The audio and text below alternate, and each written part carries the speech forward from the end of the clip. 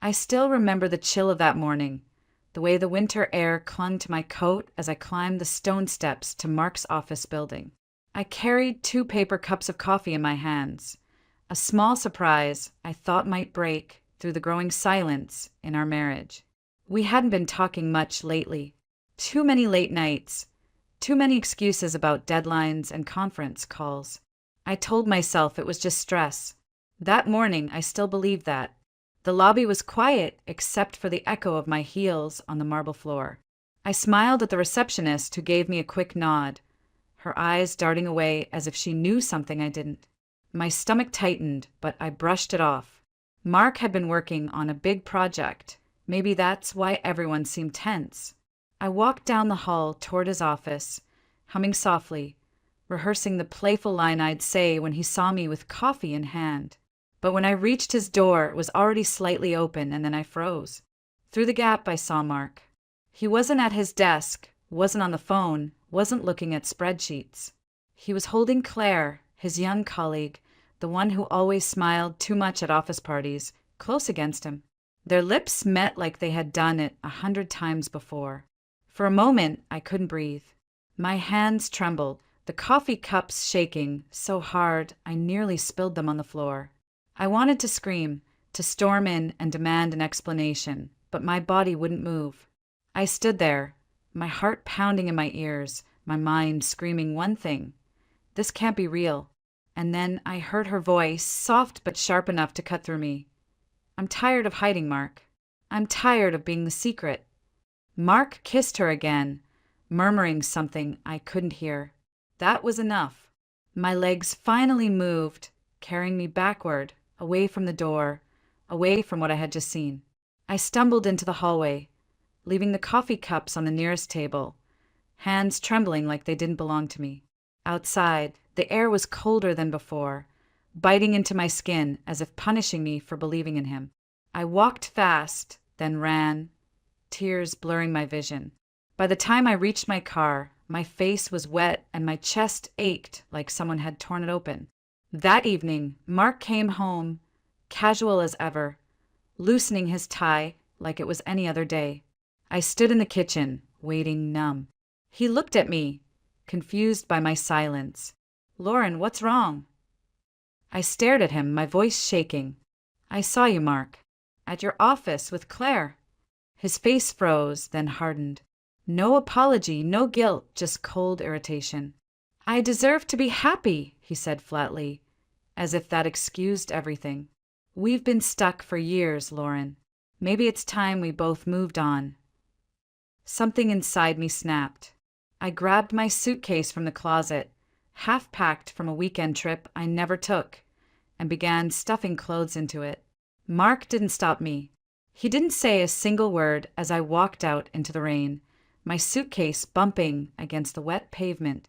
I drove aimlessly, headlights cutting through sheets of water, until instinct took me to Chloe Hart's coffee shop.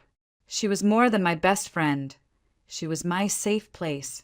The bell above the door jingled as I stepped inside, soaked and shaking. Chloe's eyes widened. "Lauren, what happened?" I couldn't answer. "Not yet." She wrapped her arms around me and whispered, "You don't have to say it." "I know." I sat there for hours, drinking warm tea, staring at nothing. When Chloe finally spoke again, her voice was firm but kind. "You need to get away, just for a little while. Clear your head. I have a ticket, a getaway you can use. No arguments." I nodded because I had nothing left to fight with. I thought leaving would be temporary, just long enough to forget the look on Mark's face, but I had no idea that one decision, that one trip, would change everything forever. People always said I was lucky. I had a steady job at the local bank in Burlington, a cozy little house near Lake Champlain, and a husband who, at least from the outside, seemed dependable. Mark and I had been married for 5 years. 5 years of dinner dates that slowly became takeout in front of separate screens. 5 years of planning for a family that never happened. I wanted children more than anything.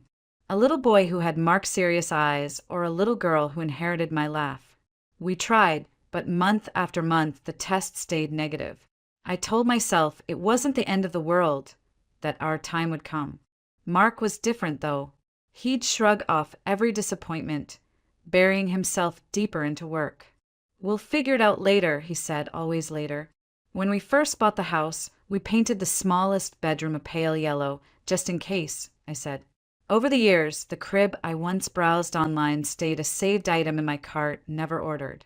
The yellow room turned into a storage space, stacked with Mark's old computer parts and half-finished projects. It was a quiet kind of heartbreak, one I carried alone because Mark didn't like to talk about feelings. I blamed myself for the growing distance. Maybe I wasn't exciting enough. Maybe I worked too many hours. I started cooking elaborate dinners, leaving little notes on the fridge, trying to make him smile again. He'd thank me, but his eyes were elsewhere, always elsewhere. Still, I believed we were okay. We had routines: Sunday pancakes, walks along Church Street when the leaves turned orange in fall, quiet nights by the fireplace. People on the outside would have said we looked happy, and sometimes I thought so too. That morning, when I carried coffee to his office, I wasn't thinking about betrayal. I was thinking about us, about how maybe something small could fix whatever had cracked between us. I told myself we just needed a spark. But when I saw him with Claire, that tiny spark blew out like a candle in the wind. All those little moments we'd built over 5 years didn't just fade, they shattered. And in their place was a silence I couldn't explain, an emptiness I couldn't fill. That's the thing about heartbreak. It doesn't always come with warning signs. Sometimes it's just one moment, one image burned into your mind, and you know nothing will ever be the same. That night at Chloe's cafe, with rain dripping from my hair and hands trembling around a cup of tea, I thought about all of it: the house, the yellow room, the dreams we never had a chance to hold. I thought about how quickly life can change, and how I had no idea it was about to change even more. Chloe's cafe had always been my safe place. That night, with my suitcase by my feet and my heart shattered into pieces, it felt like a lifeboat in the middle of a storm. She didn't ask many questions. She just sat with me, holding my hand until the tears slowed. When she finally spoke, her voice carried that steady kindness I had always counted on. "You need to get out of here, Lauren. Just for a while. Somewhere quiet, somewhere new." I shook my head. "I can't. I have work, my mom. Your mom is safe with her neighbor checking in every day. And your work will survive without you for 1 week. You can't keep breathing in the same air as him right now. It's toxic." She reached into her bag and slid an envelope across the table. "A weekend getaway voucher. Maine Coast. I was saving it, but you need it more than I do. Don't argue." I stared at her. "You're serious?" "Dead serious." She smiled, squeezing my hand. "You need space to think, and maybe to remember who you are without him." The next morning, I packed the bare minimum: jeans, a few shirts, toiletries. I booked a bus because the idea of driving felt overwhelming. Everything inside me felt heavy, like even simple decisions hurt. But I told myself Chloe was right. I needed to breathe. The bus was half full when I boarded. I sat by the window, watching Burlington fade behind me as winter, trees, blurred past. For the first time since the night I left Mark, I felt a fragile sort of relief. He couldn't reach me here. The house, the yellow room, even the memory of Claire's lipstick on his collar. Those things were behind me, at least for a while. An hour into the trip, snow began to fall. At first, it was light, soft flakes drifting against the window, but soon it thickened, turning the road white. The bus slowed as the driver announced through the intercom, "Folks, it might get a little rough through the mountain pass. Sit tight." I tightened my seatbelt and tried to relax, but my chest felt tight. Outside, the world had vanished into swirling white. Every curve of the road felt sharper than it should, every bump heavier. I told myself it was fine, that buses traveled this route every day, but then I saw the driver's knuckles whiten around the steering wheel. We rounded a bend, and everything happened at once. The tires lost grip, the bus swerved hard to the right, and someone screamed. I grabbed the seat in front of me as the bus tilted, a sickening lurch pulling me sideways. Metal groaned, glass shattered, and we were sliding down a slope I couldn't see through the snow. My head slammed against the window. Pain exploded behind my eyes, and I tasted blood in my mouth. Someone shouted something, maybe a prayer, maybe a name, but it was drowned out by the roar of twisting metal and the shattering impact as we hit something solid. Then silence. When I opened my eyes, everything was sideways. The aisle was the ceiling was the floor, and people were groaning, crying, calling out. My seatbelt dug into my shoulder as I tried to move. My hands shook as I fumbled for the clasp. Help! Somebody help me! The voice was faint, maybe behind me, but I couldn't see. I crawled, glass crunching under my hands, pain stabbing my leg. My vision blurred, then darkened. Somewhere far away, someone was yelling to stay awake, but it felt like falling into deep water, my body sinking where nothing could touch me. The last thing I remembered was the cold, sharp and biting, wrapping around me like a warning. Then everything went black. When I opened my eyes, I expected flashing lights, paramedics, maybe the sterile brightness of a hospital room. Instead, there was soft firelight flickering across rough wooden walls. The air smelled faintly of pine and smoke, and the blankets around me were thick wool, scratchy against my skin. For a moment, I didn't know where I was. My head throbbed, my leg ached, and when I tried to sit up, a sharp pain shot through my ribs. I gasped and froze. That's when I heard footsteps, a steady, heavy rhythm, and a man appeared in the doorway. He was tall, maybe in his late 40s, with graying hair under a cap and eyes the color of storm clouds. His clothes were simple: flannel shirt, worn jeans, boots caked with mud. He carried a kettle in one hand and a first aid kit in the other. "You're awake," he said, his voice calm but deep, almost rough from disuse. "Don't try to move too fast. You hit your head pretty hard." I blinked at him, disoriented. Where am I? "My cabin, Green Mountain National Forest," he said, setting the kettle on a small wood stove. "You were thrown from a bus near the ridge. Found you by the stream, unconscious and half buried in snow. Lucky you didn't freeze before I got to you." His words hit me like ice water. The bus, the screaming, the slide down the slope. My chest tightened. The others. He shook his head slowly. "Search and rescue came for them. I stayed back with you because you were too banged up to move far. There was no cell service last night, and by the time I got back, they were gone. They think you didn't make it." I stared at him, my voice caught in my throat. "So they think I'm dead?" "For now," he said, crouching beside me. "We can clear that up later. First, you need to heal." It should have scared me that a stranger had me alone in his cabin, that the world thought I was gone, but his eyes held no threat.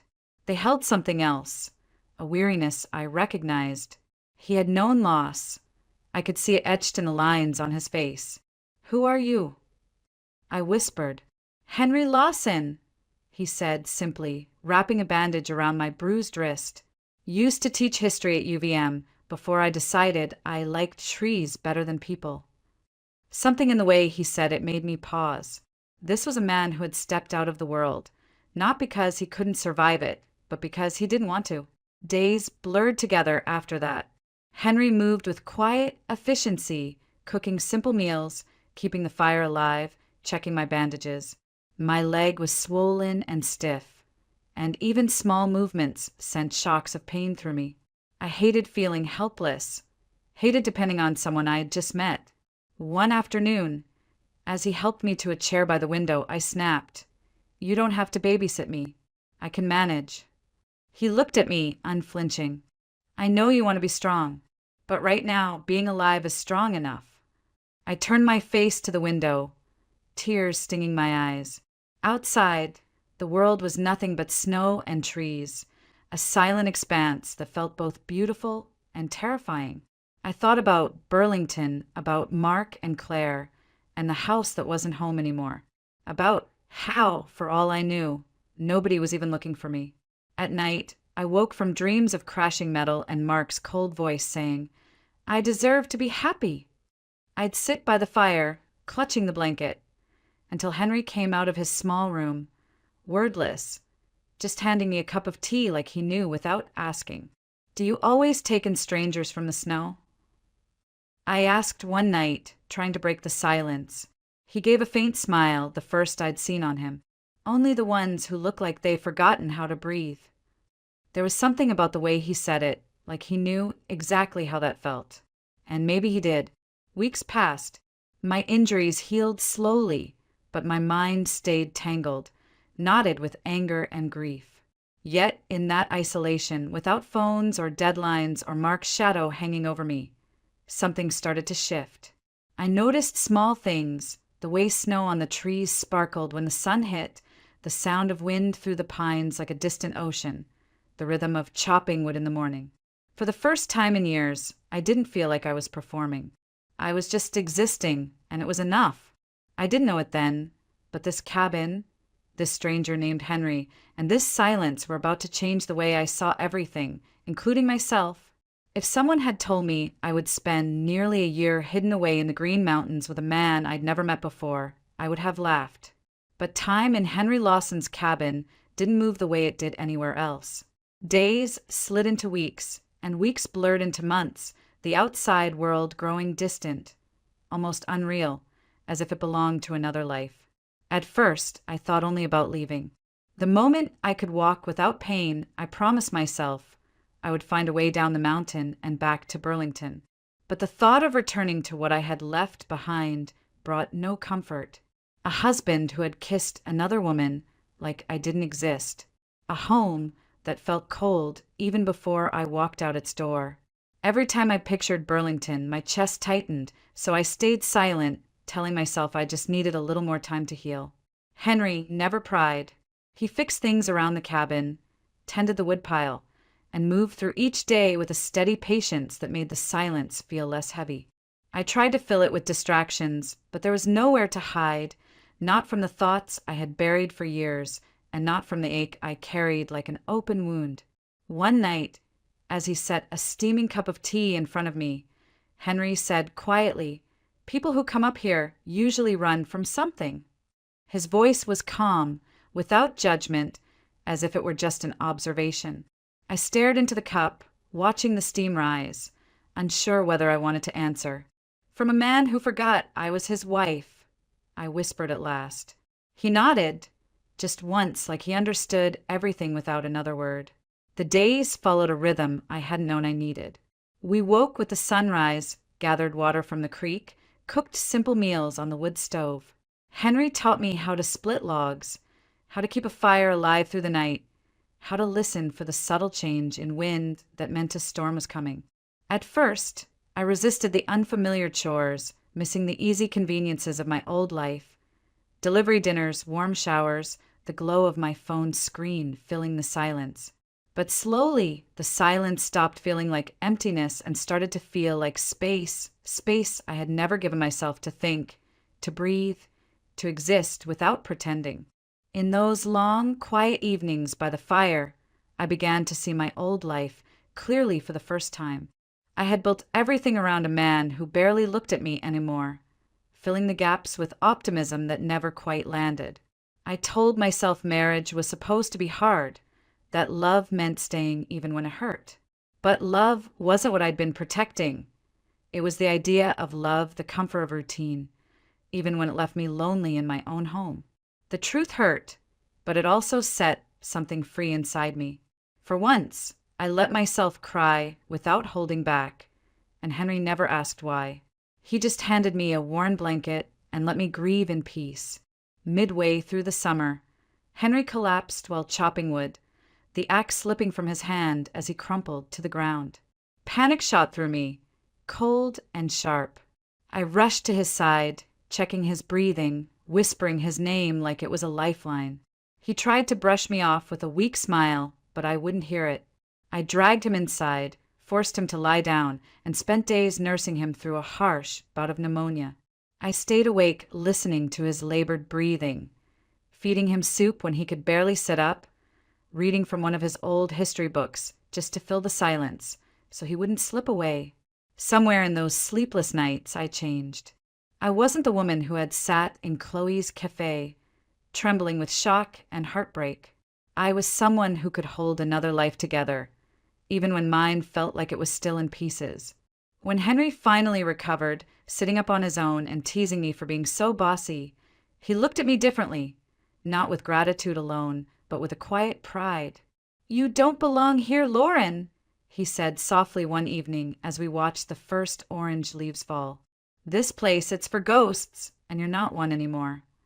I wanted to argue, to say I still didn't know who I was or where I belonged.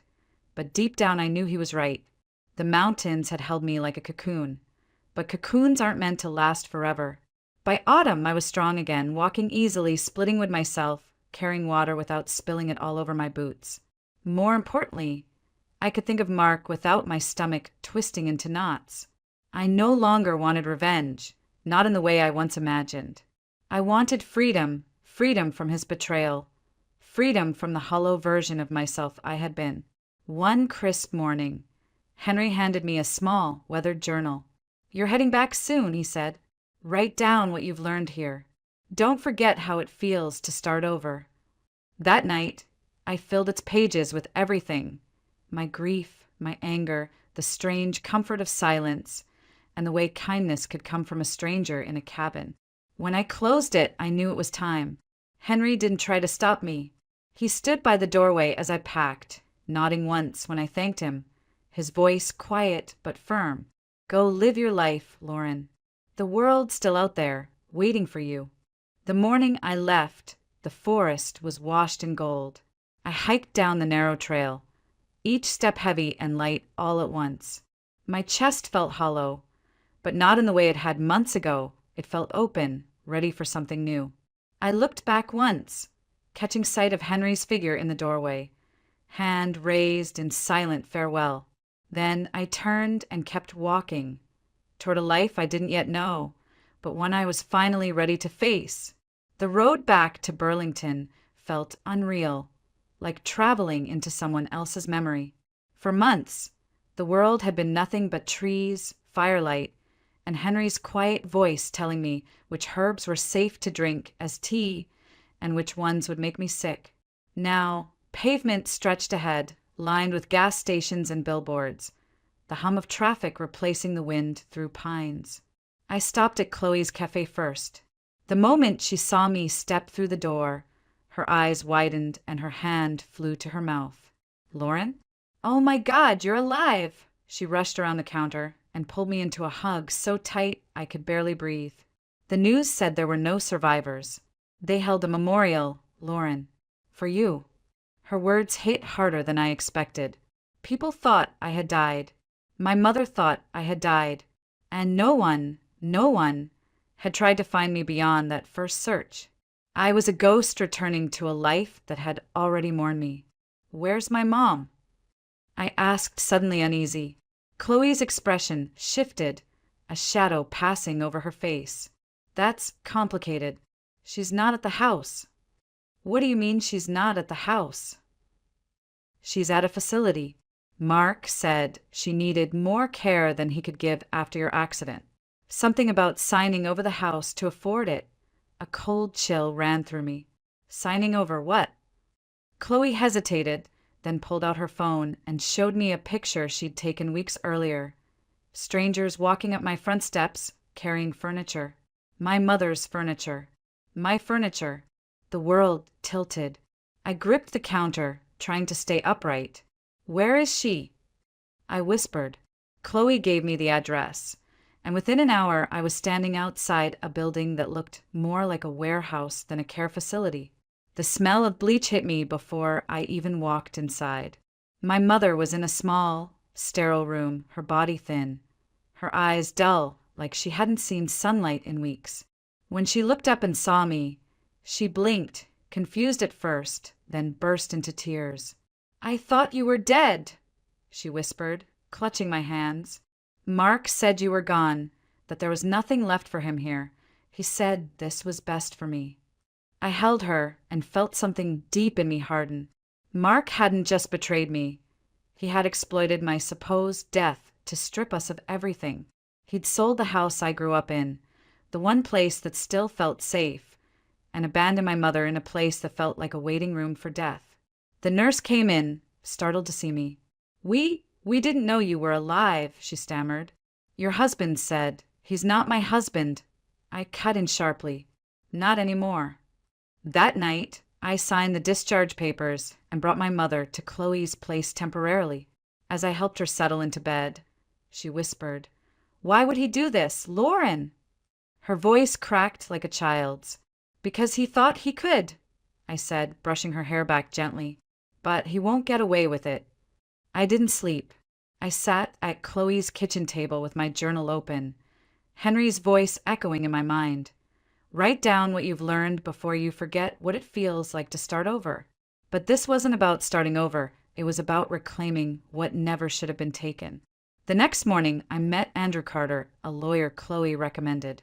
He was younger than I expected, with sharp eyes that took in every detail but softened when he spoke. After I told him everything, Mark's affair, the fake story about my death, the property transfer, Andrew leaned back in his chair and said, "We'll get it back. It won't be easy, but he's left a trail a mile wide." For the first time since leaving the cabin, I felt something new stirring in me, not rage, but resolve. I had learned how to chop wood, how to survive on almost nothing, how to care for another person when their life was in my hands. I could handle a courtroom. I could face Mark. When I finally saw him again, it wasn't at home or in a cafe or anywhere familiar. It was across a table in Andrew's office during a mandatory mediation session. Mark looked shocked, pale even, like he'd seen a ghost, which in a way he had. "Lauren," he breathed, his voice unsteady. I stared back at him, my voice steady as stone. "You stole from me. You abandoned my mother. And you thought no one would ever hold you accountable. You were wrong." He opened his mouth, maybe to apologize, maybe to justify, but I didn't let him speak. For months, I had been silent in our marriage, holding back my pain and pretending everything was fine. "Not anymore. This ends now," I said. "All of it." And for the first time in years, I meant every word. Andrew Carter moved fast. Within days, he had filed suit to challenge the property transfer Mark had pushed through while I was presumed dead. "This is fraud," Andrew said bluntly as we sat in his office going over documents. "You were never declared legally dead, and even if you had been, he had no right to pressure your mother into signing over her home. We'll also push for damages." I listened, pen tapping nervously against my knee. "He's going to fight this, isn't he?" Andrew nodded. "Probably. Men like him don't admit wrongdoing. They double down. But don't worry. I'm good at peeling back masks." The first hearing was surreal. Mark sat on the opposite side of the courtroom, looking smaller than I remembered. His once perfectly pressed suits were wrinkled. His confident posture sagged just slightly. And next to him was Claire, still clinging to his arm, but with eyes darting nervously around the room. When the judge entered, everyone stood, then sat, and the proceedings began. Andrew was calm and precise, presenting evidence like a man drawing a map straight through enemy territory.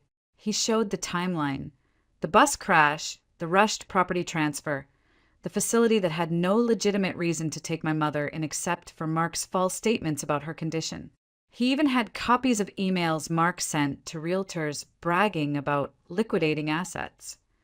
Mark's attorney tried to spin it as an act of compassion, arguing that Mark was overwhelmed and trying to secure better care for my mother. But when the judge asked directly, "Did you confirm your wife's death with any official authority before transferring her property?" Mark had no answer. His mouth opened, then closed again, like a man realizing too late that there was no way out. The courtroom was silent except for the shuffle of papers. I looked at Mark, and for the first time, I didn't see the man I had married. I didn't even see the man who betrayed me.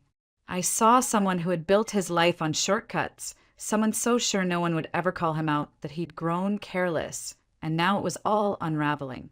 When I took the stand, my hands trembled at first, but then I thought of Henry's quiet strength, the way he said I wasn't a ghost anymore. I told the court everything. The betrayal, the bus crash, waking up in a cabin while the world thought I was gone, and coming home to find my mother abandoned. My voice grew stronger with every word. Mark refused to look at me as I testified. He stared at the table, his jaw tight, while Claire fidgeted beside him. By the second week of hearings, the cracks in Mark's defense widened. A former neighbor of my mother testified how she saw Mark loading furniture into a moving truck 2 days after the accident. A nurse from the facility admitted under oath that Mark said I had no living relatives able to care for his mother-in-law, and that he needed to secure her assets before creditors stepped in. Every lie he told became another nail in his case. Finally, the judge ruled. The property transfer was null and void. All proceeds from the sale had to be returned, and Mark was ordered to pay damages for emotional and financial harm. I felt my knees go weak, but Andrew's hand on my shoulder grounded me. "We won," he whispered. Mark stood there, pale and speechless, as if the air had been sucked out of him. Claire let go of his arm, muttered something under her breath, and walked out before the judge even left the bench. As people filed out of the courtroom, Mark finally looked at me. His eyes were red, maybe from anger, maybe from shame. "Lauren," he said softly, almost pleading. I stepped closer, but not out of compassion, out of finality. "You had everything," I said quietly. "A wife, a home, someone who believed in you, even when you didn't deserve it. And you destroyed it all because you thought you could get away with it." He tried to speak again, but I cut him off, my voice steady and clear. "This is where it ends. I don't hate you, Mark, not anymore. But I will never forgive what you did to my mother." His shoulders slumped, and for once there was no arrogance left in him, only silence. Outside the courthouse, reporters asked questions, but I ignored them. This wasn't about headlines. This was about finally closing a door that should have been shut long ago. That night, back at Chloe's cafe, I sat with my mother, who smiled for the first time in months. "You look lighter," she said softly. "I am," I told her, and for the first time I truly believed it. The first morning after the ruling felt strangely quiet. No court dates looming, no lawyers calling, no restless nights rehearsing what I'd say when facing Mark again. Just silence. Not the heavy kind I'd lived with for years, but the soft kind I'd learned to love in the mountains.